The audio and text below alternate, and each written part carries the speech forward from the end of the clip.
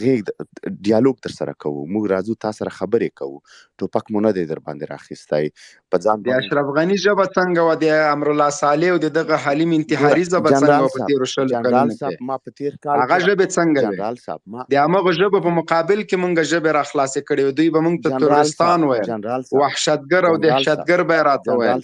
جنرال صاحب په تېرو 20 کلو کې ما یوه ورځ حکومت نه دی کړی. زه درته وایم حکومت هېچا هم نه ده کړی، مونږ هم نه ده کړی. قضاوت سالم کوه.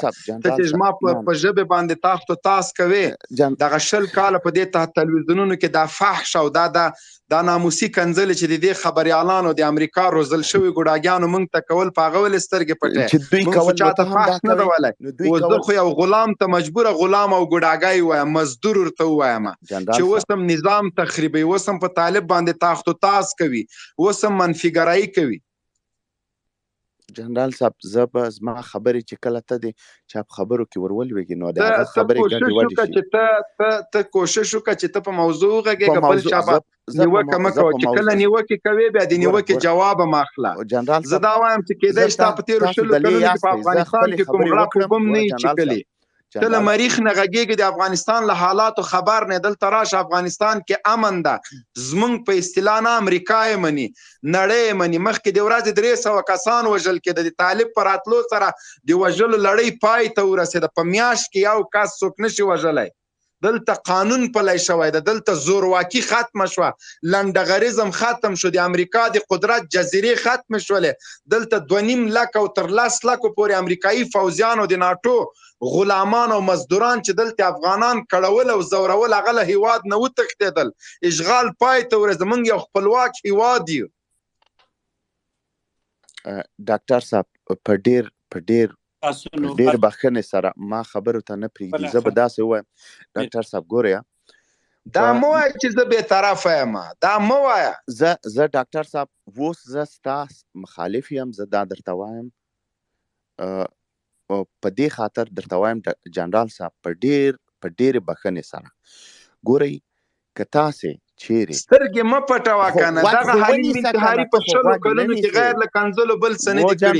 دا یو والي و، د والي و، د بي 52 سره راغی، بي 52 سره بیرته لاړه. دا اوس قدر ده؟ ته خدای حلیم انتحاري قدر ده؟ د اشغال سره راغی، اشغال سره بیرته لاړه. زه حلیم فدایي څه کوم دا په ولس مین ده. ته ماته ووایه جنرال صاحب، زه حلیم فدایي څه کوم؟ زه خپل د ماشومانو د خپلو خویندو د ماشومان د تا ماشومان په غرب کې دي، ته بیخي دلته ماشومان د ستا نه. زه غواړم افغانستان ته درشم، زه غواړم هلته ژوند وکړم، زه غواړم هغو ته مکتب برابر کړي. راشه نو چې کله راغللې بیا راشه وکړه. دلته پوهنتون ته جینکۍ ځي نو مکتب ته ولې نه ځي؟ چې طالب جنې تعلیم یې منې کولی، خو د پوهنتون دروازې به یې د جنکیو په مخ تړلې وې. ډاکټر صاحب له تاسو نه مې هیله دغه ده چې ما په نوبت کې څوک مایک راخلاص نه کړي او زه خپلې خبرې وکړم.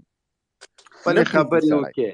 لور دې هلته ده چې کله راغللې راشه، زه بل جنګ ته زمینه برابرول دي. دلته چې کله زمینه برابره ده، هیڅ مشکل نشته. دوی چې کله ګوره یو تعلیم یافته مور نه غواړي چې د خپل زوی په لاس کې ټوپک ورکړي. یو تعلیم یافته مور نه غواړي چې د خپل زوی په لاس کې هغه جنګ ته وهڅوي. هغه کوشش کوي چې د خپل زوی په لاس کې قلم ورکړي. اعتراض درلود، بیا به د خبرې جواب ورکړي.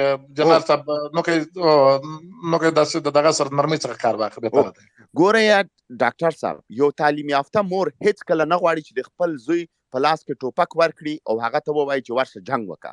او تعلیم یافته مور هیڅ کله نه غواړي چې هغه خپل ټوپک زما ضرورت ده. صبر وکړه ډاکټر صاحب، ګوره دا تحمل نه لري، دا د حقایقو تحمل نه لري. دا ټوپک زما ضرورت ده. د دوی مخالفت ونه کړو ډاکټر صاحب. ګوره دوی سره ډیالوګ کوو، توهین نه ورته کوو، کنځا نه ورته کوو. دوی موږ نه پرېږدي خبرو ته ډاکټر صاحب. ډاکټر صاحب موږ څنګه خپل وطن ته ولاړ شو؟ موږ څنګه کولی شو له ده سره په سوله ییز ډول باندې ژوند وکړو؟ دی موږ ته غوږ نه نیسي. موږ د خپلو لورانو، خپلو مندو، خپلو خویندو حقوق د ورڅخه غواړو. مه کوه ته د دې هېواد اتلانو باندې تاخت و تاز مه کوه. هغه مور نظار شم پښې ښکل کړم چې خپل بچي ته ټوپک ورکوي، د اشغال په وړاندې ورته چانټه تړي. په دغه دی ډاکټر صاحب، دا چې زموږ ژمن دی. بسیار عفو میخوایم که ما بدون اجازه قطع کردم. اگر به جای توپک قلم بتیم به دست بچه ها بسیار خوب میشه. اگر یک نفر صحبت بکنیم امین نظم جلسه مراد شود بسیار خوب است. سوالا مطرح شود بعد یک نفر پاسخ بده خیلی خوب است. ببخشید که من بدون اجازه دکتر صاحب مایک بند کردم. بفرمایید. قلم ضرورت ده خو که ما سره ټوپک نه وي که ما سره ټوپک نه وي 15 لکه قلم والا یو ټوپک والا وژني. ټوپک زما ضرورت ده، ټوپک زما ضرورت ده. ډاکټر صاحب هر وخت چې مو بحث اکادمیک او علمي شو ما ته دعوت راولېږئ، زه راځم. زه د دغه رقم بحث کې نه غواړم چې څه هم ولرم. بالکل یو سیکولاره بالکل دلته بحث نشي کولی. زه هم درنه لاړلم. زه الله دې مل شو چې موږ موقع پیدا زر کې خور تاسو پاتې شئ. هغه ډاکټر صاحب کیسه داسې ده، ګورئ موږ تاسو ما ګوره نه کنځا وکړه، نه مې توهین وکړه، نه مې غلطه خبر وکړه. کنځا نور څه رقم دی چې ته هغه څو هغه مور چې غازي یې زېږولی ده ته وایې تعلیم یافته مور چاته ټوپک نه ورکوي. توهین څه رقم وي؟ جنرال صاحب نصیرجان ناراضي ده باز بیت اکاډمي جنرال صاحب کې شي د سپیس کې پاتې شي خبره وکړي بیا به په زړو بابولانو باندې سیکولران دی ولا کنه سیکولر جنرال صاحب د خبرو په مابین کې تاسو چیرته سپیس کې پاتې شي غواړم قربان یو مولوی صاحب قربادار یو ځان نه قربان ما جوړوي ته ولې ما ته جواب ورکولای شي ورته تر هغه ته جواب ورکولای چې چا خبري وکړي. جنرال صاحب د اکاډمیک باندې کولای شي. مفتی صاحب مخکې اکاډمیک نوم زده کړی ده. چرا با نظم بودن جرم نیست آقای حکمت؟ لونگی و نظم نده؟ لونگی و نظم والا نده؟ پتلون نظم معلوم میشه برای ما به حیایی بسیار تفاوت داریم. خب تفاوت فرهنگی را شما باید بپذیرین. اگر تفاوت فرهنگی را شما در جامعه نپذیرین شما میخواین خواستهای خودتان را تحمیل بکنین سر متعلمین و این درست نیست.